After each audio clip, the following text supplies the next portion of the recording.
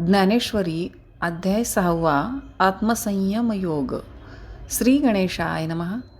मग राया ते म्हणे संजयो, तोची अभिप्रावो अवधारी जो, कृष्ण सांगती आता जो योगरूप.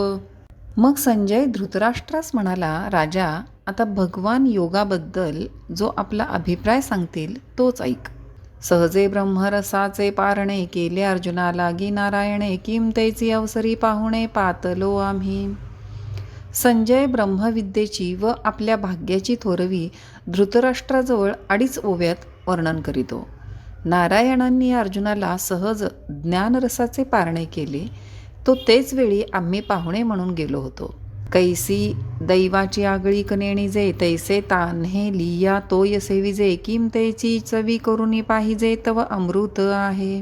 दैवाची थोरवी काय वर्णावी. तहान लागलेल्या मनुष्याने पाणी पिण्याकरिता म्हणून पाण्याचे भांडे तोंडी लावावे व ते चाखून जो पाहतो तो ते अमृतच असावे.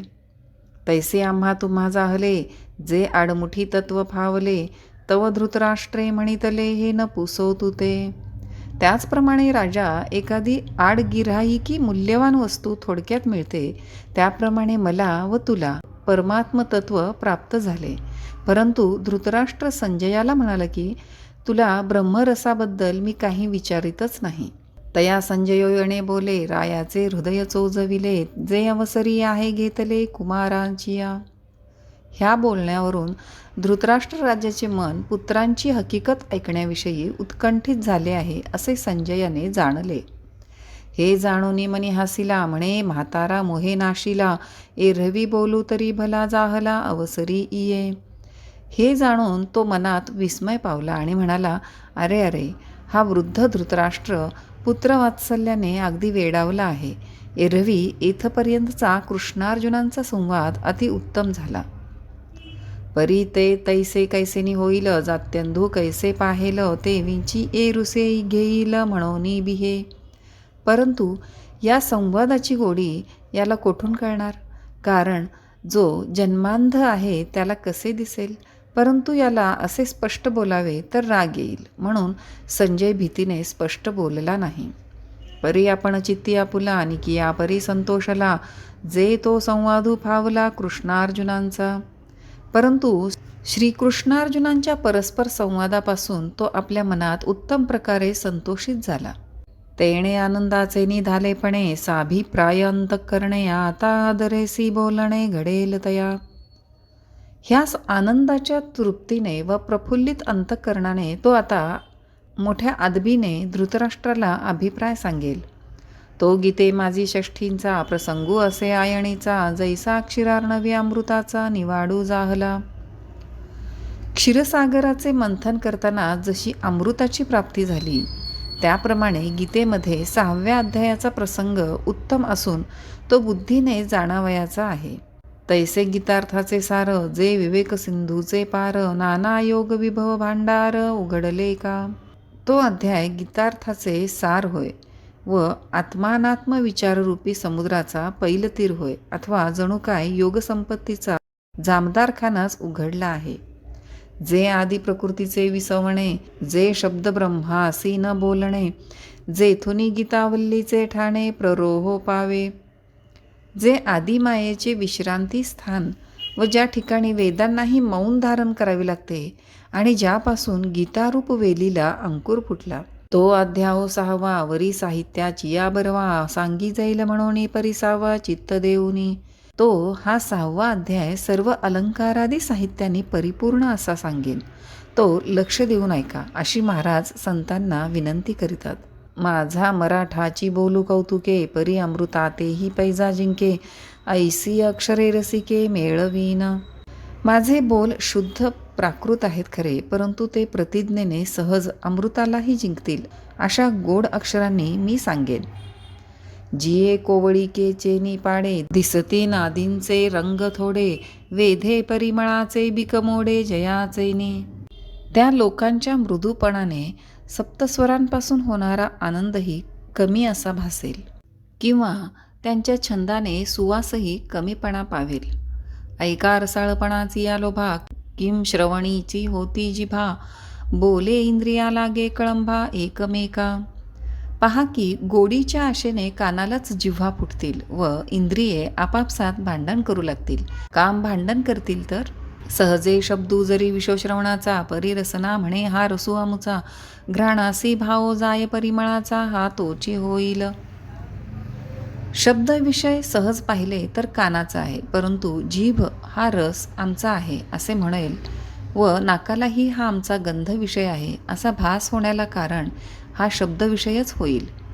नवल बोलती ये रेखेची वाहणी देखता डोळ्याही पुरो लागे धणी. ते म्हणती उघडली खाणे रूपाची हे. यापेक्षा आणखी नवल कोणते की बोलण्याची नुसती सरणी पाहून डोळे तृप्त होतील आणि त्यांना असे वाटू लागेल की हे बोल नसून ही प्रत्यक्ष रूपाची खाणच निर्माण झाली आहे. जेथ संपूर्ण पद उभारे तेथ मनची धावे बाहिरे. बोलू भुजाही आविष्करे अलिंगावया.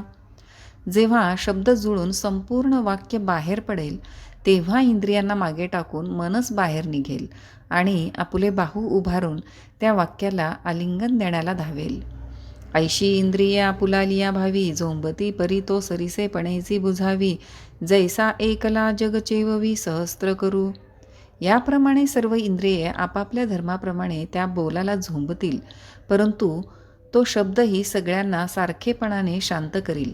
ज्याप्रमाणे एकटा सूर्य सर्व जगाच्या व्यवहाराला प्रवृत्त करीतो तैसे शब्दाचे व्यापकपण देखीजे असाधारण. पाहातया भावाज्ञा फावती गुण चिंतामणीचे. त्याप्रमाणे शब्दांचा व्यापकपणा अलौकिक आहे असे समजा आणि जो त्यांचा अर्थ जाणणारा आहे त्याला त्यांचे ठिकाणी चिंतामणीसारखे गुण आढळून येतात.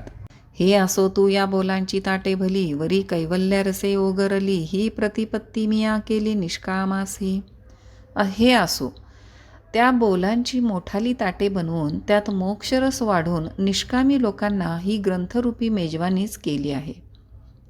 आता आत्मप्रभानीच नवी तेची करुणी ठाण दिवी. जो इंद्रियांते चोरुनी जेवी तयासीची फावे. या मेजवानीत उजेडाकरिता नित्य नवी अशी आत्मज्योतीची ठाणवई करून त्या उजेडात जो इंद्रियांना नकळत मेजवानीचे सेवन करील त्यालाच तिची प्राप्ती होईल.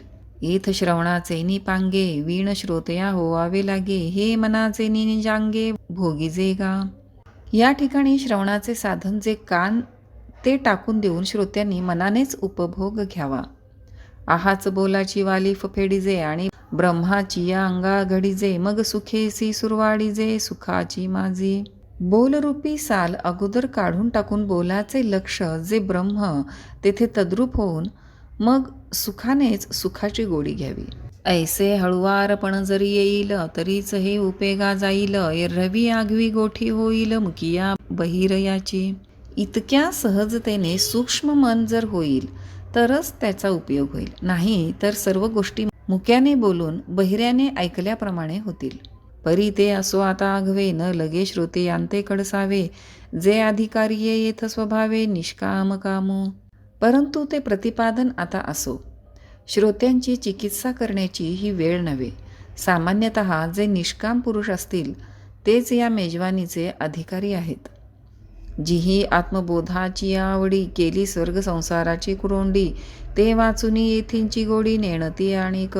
ते निष्काम कसे म्हणशील तर ज्यांनी ब्रह्मज्ञानाच्या आवडीने स्वर्ग आणि संसार यांच्या प्राप्तीची ओवाळणी केली आहे त्यांच्याशिवाय इतरांना या बोलाची गोडी कळणार नाही. जैसा वायसी चंद्रन ओळखीजे तैसा प्रकृती हा ग्रंथू नेणीजे. आणि तो हिमांशूची जेवी खाजे चकोराचे. कावळ्याला जशी चंद्राची ओळख नाही तशी या गीता ग्रंथाची प्राकृत जनांना ओळख नाही. म्हणून तोच चंद्र जसा चकोराचे खाद्य आहे तसेच कर्माच्या फलांची ज्यांना आशा नाही त्यांनाच या गीता ग्रंथाची ओळख आहे. तैसा असज्ञानाची तरी हा ठाओ आणि अज्ञानासी आन गाओ. म्हणून बोलावया विषय पहा हो विशेषो नाही. तसेच जे ज्ञानी आहेत त्यांना हा ग्रंथ म्हणजे विश्रांतीचे स्थान आहे आणि जे अज्ञानी आहेत त्यांना परक्या गावाप्रमाणे आहे. म्हणून या विषयाबद्दल विशेष बोलण्याचे कारण नाही. परी अनुवादलो मी प्रसंगे ते सज्जनी उपहासावे लागे. आता सांगेन काय श्रीरंगे निरोपिले जे. परंतु प्रसंगानुसार मी जे बोललो त्याची सज्जनांनी मला क्षमा करावी. यापुढे श्रीरंगांनी जे काय सांगितले ते मी सांगेन. ते बुद्धी ही आकळिता साकडे, म्हणून बोली विपाये सांपडे. परी श्रीनिवृत्ती कृपादी पौजियेडे देखेन मी. ते बोलणे बुद्धीलाही कळण्याला अवघड आहे, म्हणून शब्दांमध्ये ते कदाचित व्यक्त होईल. परंतु श्री गुरु निवृत्ती महाराजांच्या कृपारूप दीपाच्या उजेडाने मी ते जाणून बोलेन. जे दिठीही न पाविजे ते दिठी विण देखिजे, जरी अतिंद्रियालाही जे ज्ञानबळ. गुरुकृपेचे काय आश्चर्य सांगावे. इंद्रियातीत असे जे ब्रह्मज्ञान ते जर प्राप्त झाले तर जी गोष्ट दृष्टीस न पडणारी ती दृष्टीशिवाय दिसेल ना. तरी जे धातुवादाही न जोडे ते लोहींची पंधरे सांपडे. जरी दैवयोगे चढे परिसू हाता. जर दैवयोगाने हातास परीस लागला तर किमियागारासही जे न मिळणारे ते उत्तम सोने लोखंडात सापडते. तैसी गुरुकृपा होय तरी करिता काय आपुन हे, म्हणून ते अपार माते आहे ज्ञानदेव म्हणे. तसे जर सद्गुरूची कृपा होईल तर प्रयत्न केला असता काय प्राप्त होणार नाही. म्हणून ज्ञानदेव म्हणतात, अशी जी सद्गुरू कृपा ती माझ्यावर पूर्ण आहे. तेणे कारणे मी बोलेन, बोली अरूपाचे रूप दावीन, अतिंद्रिय परिभोगविन इंद्रियान करवी. त्या योगाने मी बोलेन, माझ्या बोलण्यात निराकार वस्तू सर्वांस दाखवीन आणि जी वस्तू इंद्रियातीत आहे ती इंद्रियांकडून भोगवीन. ऐका यश आणि औदार्य, ज्ञान वैराग्य ऐश्वर हे साही गुणवर्य वसती जेथ. पहा, यश, लक्ष्मी, औदार्य, ज्ञान, वैराग्य आणि ऐश्वर हे 6 श्रेष्ठ गुण ज्या श्रीकृष्णाचे ठिकाणी वास करतात. म्हणून तो भगवंतू जो निसंगाचा सांगा तू, तो म्हणे पार्था दत्त चित्तू होई आता. म्हणून त्याला भगवन असे म्हणतात. व ज्यांनी सर्वसंग परित्याग केला आहे त्यांचा जो मित्र आहे तो पार्था असे म्हणाला की आता सावध हो,